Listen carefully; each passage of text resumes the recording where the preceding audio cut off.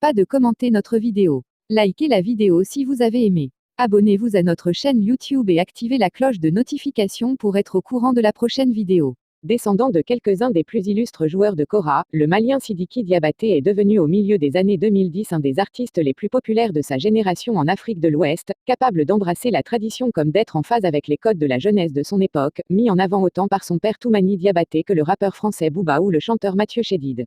Biographie. Fils de Toumani Diabaté, musicien malien considéré comme le maître de la kora, Sidiki Diabaté est né le 8 février 1992 à Bamako. Il porte le prénom de son grand-père paternel, décédé en 1996 et qui fut lui-même surnommé le roi de la kora. Cet héritage familial est aussi celui d'une longue lignée de griots. Il appartient en effet à la 72e génération de ces musiciens-conteurs qui font office de gardiens des traditions dans cette partie de l'Afrique de l'Ouest. Naturellement, c'est avec les instruments de musique qu'il joue au quotidien durant son enfance, tout en s'imprégnant de ce qui fait l'éducation d'un griot. Il apprend notamment l'instrument familial avec son oncle paternel Madou Sidiki Diabaté, jeune frère de son père et choriste reconnu, puis avec le Guinéen Madi Kouyaté, lui aussi issu d'une famille renommée de longue date.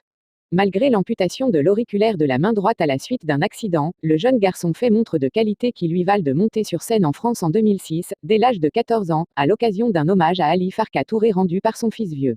L'année suivante, il est programmé au festival Sous la plage à Paris, et se fait déjà surnommer le Petit Prince de la Kora. Il participe aussi au livre-disque Sidiki Baz Kora Lesson, destiné aux enfants, qui sort en 2008. Sur ce projet récompensé à de nombreuses reprises et mené par l'auteur-illustrateur américain Ryan Thomas Skinner, il enregistre ce qui est son premier album. Lorsque Sidiki découvre l'album Song Guy de son père, sorti en 1988, qui allie audacieusement la kora à la musique espagnole, cela lui ouvre l'horizon. Le jeune ado qui regarde les clips de rap américain cherche alors à se familiariser avec les beats, les programmations, toute la technologie qui peut être mise au service de la musique. Son père le soutient dans sa démarche en lui achetant le matériel informatique nécessaire à l'apprentissage de sa démarche. En s'associant avec son compatriote Libé Awan, il met en pratique ses connaissances et se fait vite remarquer pour son savoir-faire. En 2010, il est récompensé au Mali Hip Hop Awards en tant que meilleur beatmaker, tandis que le collectif GRR, pour Génération Rap et Respect, qu'il a intégré est élu meilleur groupe de rap de l'année. Leur collaboration se poursuit avec le même succès, permettant au duo de se produire dans le stade Modibo Keïta de Bamako. 2014, Toumani et Sidiki. Diplômé du prestigieux Institut national des arts de Bamako où il a suivi un cursus académique, inscrit ensuite au conservatoire Bala Faseke Kouyaté pour parfaire ses connaissances, le jeune homme se voit proposer par son père une aventure musicale qui les réunirait tous deux, ce que Toumani n'a pas eu la possibilité de faire avec son propre père, à son grand regret.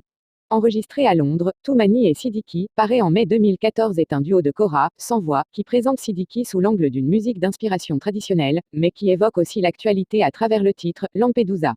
La rencontre se prolonge sur scène, en France, en Grande-Bretagne, en Belgique, au Danemark, aux Pays-Bas, en Espagne et même jusqu'en Australie. 2016, Diabatba Music Vol. 1. Dans la foulée, Niska, autre rappeur français à succès, lui propose un featuring sur le titre Bella Ciao. En avril 2016, il donne son premier concert personnel à Paris au Trianon. Quelques semaines avant la commercialisation de son premier album, Diabatba Music Volume 1 qui réunit ses singles déjà disponibles ainsi que 3 inédits. Son concert au Palais de la Culture d'Abidjan en mai sert de révélateur, la notoriété de Sidiki a traversé les frontières et atteint un niveau qui fait de lui une des nouvelles stars de la jeunesse de l'Afrique francophone. On le voit aussi sur scène cette année-là à Brazzaville au Congo, ou à Dakar au Sénégal, ainsi qu'à Paris à nouveau en octobre, puis à New York aux États-Unis, signe que le chanteur a acquis un public aussi en Occident. Le phénomène se confirme, en 2017, il joue au Bénin, au Burkina Faso, au Niger, et bien sûr pour ses compatriotes au stade Omnisport de Bamako, à guichet fermé. Les dates se multiplient aussi en France, notamment à la Fondation Vuitton et au Bataclan. Le Sénégalais Youssou N'Dour l'invite à partager le micro avec lui à l'Accor Hotel Arena à Paris, puis à Dakar début 2018. En Gambie, l'engouement se vérifie, tout comme en Guinée où Sidiki joue dans les stades de Conakry et Nezérékoré.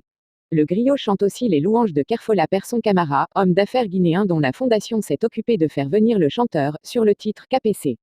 De façon concomitante, Sidiki est enrôlé par le chanteur français Mathieu Chédid, dans son projet, L'Amomalie, un album collectif sur lequel figure aussi Toumani Diabaté qui obtient un disque de platine en France.